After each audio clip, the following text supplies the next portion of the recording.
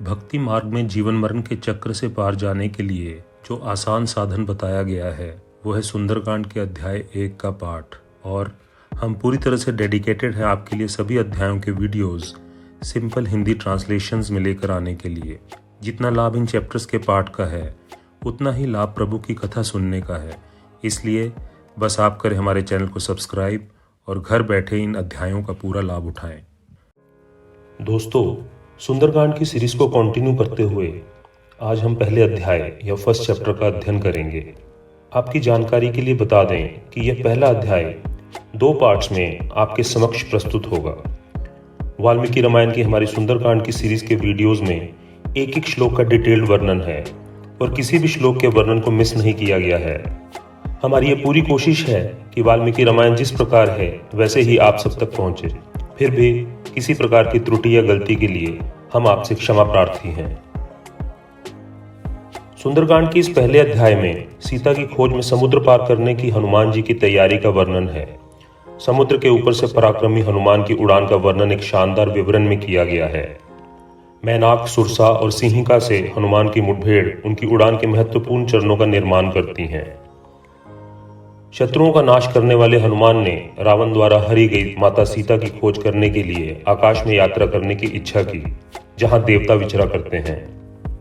हनुमान जी ऐसा कर्म करना चाहते थे जो दूसरों के लिए दुष्कर था तथा उस कार्य में उन्हें किसी और की सहायता भी प्राप्त नहीं थी।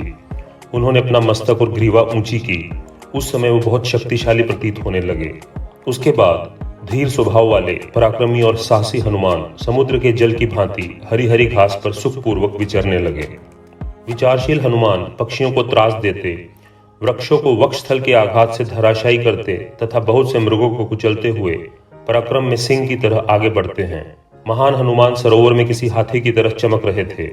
महेंद्र नाम के उस महान पर्वत की तलहटी में खड़े थे जहां बहुत से हाथी निवास करते थे। यह पर्वत विविध रंगों की चट्टानों से सुंदर रूप से सुशोभित थे और नागों, यक्ष, किन्नरों, गंधर्वों से घिरा हुआ था। उन्होंने सूर्यदेव, भगवान इंद्र, पवन देव, ब्रह्मा जी को हाथ जोड़कर प्रणाम किया और जाने का निश्चय किया। हनुमान पूर्व की ओर मुड़े, अपने पिता पवन देव को प्रणाम किया और दक्षिण दिशा की ओर जाने के लिए आगे बढ़े।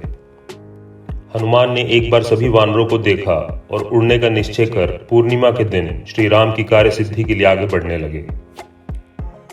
समुद्र को लागने की इच्छा से हनुमान ने अपने शरीर को अथाह रूप से बड़ा कर लिया और अपने पैरों और हाथों से पर्वत को दबा दिया। हनुमान जी से इस प्रकार उत्पीड़ित होने पर वह पर्वत क्षण भर के लिए हिल गया और उस पर वृक्षों के समस्त पुष्पों की वर्षा होने लगी। वृक्षों से गिरे उन सुगंधित पुष्पों से वह पर्वत पुष्पों के पर्वत के समान दिखने लगा। हनुमान जी द्वारा दबाया जाने पर महेंद्र पर्वत से जल के स्रोत बहने लगे, मानो कोई मदमत गजराज अपने कुंभ स्थल से मद की धारा बहा रहा हो। पराक्रमी हनुमान द्वारा दबा हुआ महेंद्र पर्वत सुनहरे, रुपहले और काले रंग के जल स्रोत प्रवाहित करने लगा। जैसे मध्यम ज्वाला से जलने वाली आग धुएं के स्तंभ छोड़ती है, वैसे ही उस पर्वत से गंधक की बड़ी बड़ी चट्टानें भी निकली। हनुमान जी के उस पर्वत पीड़न से पीड़ित होकर पर्वत की गुफाओं में रहने वाले जीव भयानक स्वरों में चीख उठे। पर्वत के तनाव के कारण प्राणियों के उस तेज शोर ने चारों दिशाओं और जंगल को भर दिया। अपने फन पर स्पष्ट स्वस्तिक चिन्ह वाले बड़े बड़े सर्पों ने अपने विशाल सिरों से भयानक ज्वालाएं उगल दी और चट्टानों को अपने दांतों से काट डाला। उस पर्वत की औषधीय जड़ी बूटियां साधारण विषों को नष्ट करने में समर्थ होते हुए भी उन सर्पों के विष को निष्प्रभावी नहीं कर सकी। मधुपान के स्थान में रखे हुए स्वर्ण में आसव पात्र, बहुमूल्य बर्तन, सोने के कलश, भांति भांति के भक्ष्य पदार्थ, नाना प्रकार के फलों के गूदे, बैलों की खाल की बनी हुई ढालें और स्वर्ण जटित मूठ वाली तलवारें छोड़कर कंठ में माला धारण किए, लाल रंग के फूल और चंदन लगाए, प्रफुल्ल कमल के सदृश सुंदर एवं लाल नेत्रों वाले वे मतवाले विद्याधर गण भयभीत से होकर आकाश में चले गए। उनकी स्त्रियां गले में हार, पैरों में नुपुर, भुजाओं में बाजूबंद और कलाइयों में कंगन धारण किए आकाश में अपने पतियों के साथ मंद मंद मुस्कुराती हुई चकित सी खड़ी हो गईं। विद्याधर एक समूह में आकाश में खड़े होकर अन्य सभी के साथ उस पर्वत को देख रहे थे। तब उन्होंने उस निर्मल आकाश में स्थित चारणों सिद्धों शुद्ध हृदय वाले ऋषियों के ये वचन सुने। पवन पुत्र हनुमान ने श्री रामचंद्र जी और वानरों के लिए एक असंभव कार्य करने का फैसला किया है और समुद्र के उस पार को प्राप्त करना चाहते हैं जिसे प्राप्त करना कठिन है। इस प्रकार विद्याधरों ने उन तपस्वी महात्माओं की कही हुई ये बातें सुनकर पर्वत के ऊपर अतुलित बलशाली हनुमान जी को देखा। पहाड़ के समान हनुमान ने अपने शरीर को थरथराया और विशाल बादल की तरह एक महान गर्जना की। उन्होंने अपने शरीर को हिलाया और रोएं झाड़े। हनुमान जी वो ऊपर को छलांग लगाना ही चाहते थे। उन्होंने अपनी पूंछ गोलाकार मोड़कर धरती पर इस प्रकार पटकी जैसे पक्षीराज गरुड़ सर्प को फेंकते हैं। हनुमान ने दृढ़ता से अपनी भुजाओं का समर्थन किया जो लोहे के समान थी, कमर को झुकाया और अपने पैरों को सिकोड़ लिया।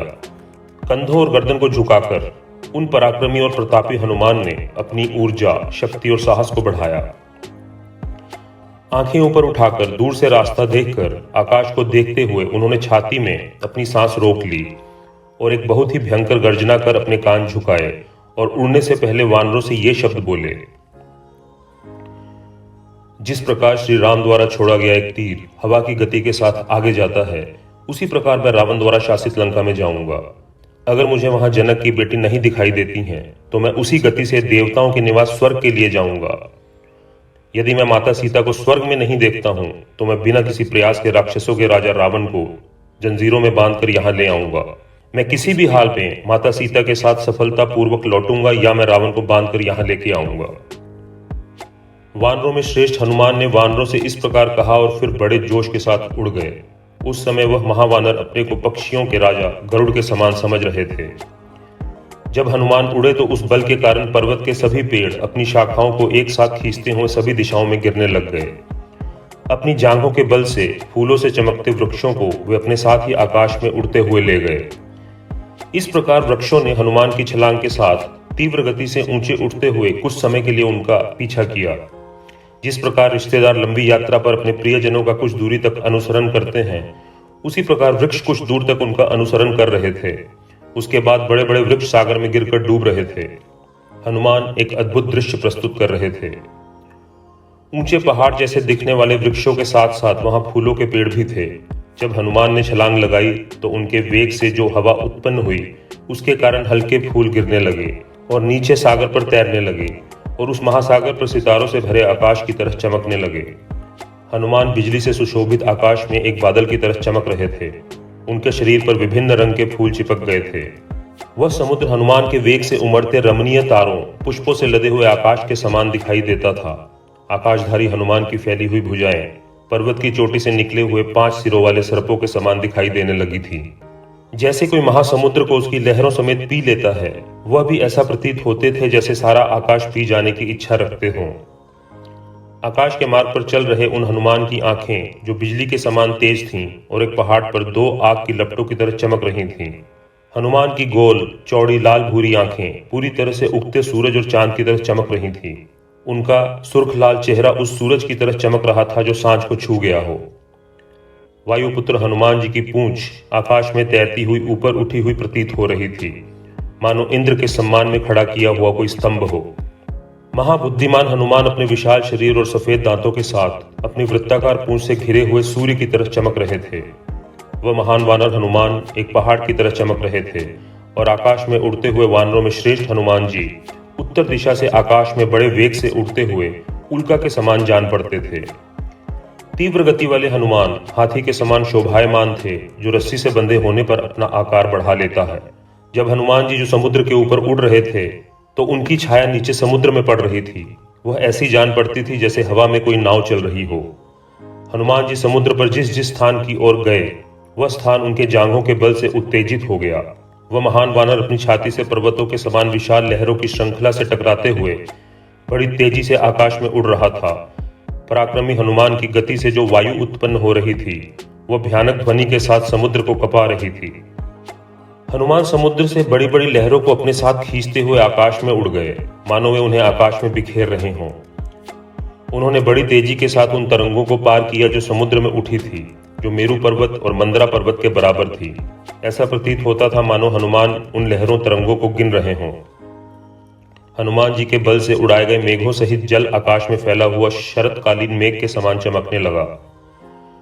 तब समुद्र में विभिन्न मछलियां, कछुए और मगरमच्छ स्पष्ट रूप से देखे जा रहे थे। समुद्र में रहने वाले नागों ने हनुमान को आकाश में उड़ते देखा और सोचा कि यह गरुड़ राज हैं। हनुमान की छाया जो 10 योजन चौड़ी और 30 योजन लंबी थी, पानी पर बहुत सुंदर दिखाई दे रही थी। छाया जो हनुमान का अनुसरण कर रही थी और समुद्र पर फैली हुई घने सफेद बादलों की एक श्रृंखला की तरह चमक रही थी। महान वानर हनुमान, विशाल शरीर वाले महान प्रतापी, बिना किसी सहारे के आकाश में उड़ते हुए पंखों वाले पहाड़ की तरह चमक रहे थे। जिस रास्ते पर पराक्रमी हनुमान गए, उस रास्ते में नीचे समुद्र में तुरंत एक गर्त दिखाई देता था। हनुमान ने हवा के देवता की तरह बादलों की श्रृंखला को अपने साथ खींच लिया। हनुमान द्वारा खींचे जाने पर सफेद, लाल, नीले और गहरे रंगों के बड़े बादल चमक उठे। आकाश में उड़ते हुए बादलों की श्रृंखला में बार बार प्रवेश करने और छोड़ने वाले हनुमान को चंद्रमा के समान देखा जा रहा था, जो बारी बारी से चमकता और छिप जाता है। फिर हनुमान को आकाश में तेजी से उड़ते देखकर देवता, गंधर्व और दानवों ने उन पर पुष्प वर्षा की। सूर्य देव ने भी राम के कल्याण के लिए उड़ रहे वानरों में श्रेष्ठ हनुमान को नहीं झुलसाया। पवन देव वायु ने भी एक रमणीय हवा के साथ उनकी सेवा की। ऋषियों, मुनियों ने आकाश में उड़ते हुए महान तेजस्वी हनुमान की प्रशंसा की। देवों और गंधर्वों ने भी उनकी स्तुति में गीत गाए। वानरों में श्रेष्ठ हनुमान को बिना किसी प्रयास के उड़ते हुए देख नाग, यक्ष, राक्षस, देवताओं सभी ने उनकी स्तुति की। वानरों में श्रेष्ठ हनुमान उड़े जा रहे थे। तब इक्ष्वाकु वंश के सम्मान के लिए समुद्र ने इस प्रकार सोचा, अगर मैं इन सर्वश्रेष्ठ वानर हनुमान की मदद नहीं करता हूं, तो मैं उन लोगों द्वारा सभी प्रकार की अपशब्दों और परिहास का कारण बन जाऊंगा जो मेरे विरुद्ध बोलना चाहते हैं। मैं इक्ष्वाकु वंश के सागर द्वारा विकसित किया गया था। हनुमान इक्ष्वाकु वंश के वंशज श्री राम का कार्य सिद्ध करने जा रहे हैं। उनको किसी भी हाल में थकना नहीं चाहिए। मुझे ऐसा व्यवहार करना है कि हनुमान विश्राम करें। कुछ देर मुझ में विश्राम करने के बाद शेष दूरी वो आराम से पार कर सकते हैं।